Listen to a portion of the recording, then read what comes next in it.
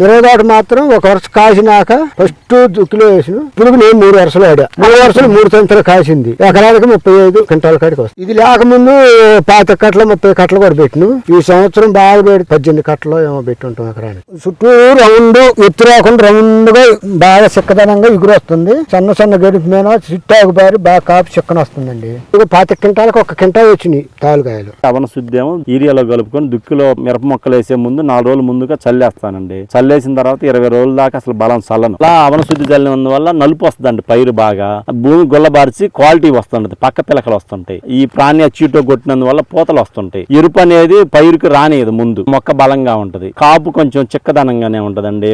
బాగా వస్తుంది. ఇది కొట్టినందువల్ల చివరి దాకా తాళ్ళు అనేది కాదండి. తాళ్ళు తక్కువ అయితే కొమ్మ తెగులకు ఉపయోగపడుద్ది. కొమ్మ తెగులకి అనేది మేము బయటికి వాడమండి. ఇయే వాడతామండి. బాగా పనిచేస్తాం. అందరికి 20-25 అయితే మాకు 30 కాడికి వచ్చినాయండి. అంతకు ముందు సంవత్సరం ఎకరన్నర 55 క్వింటాలు అయినాయండి.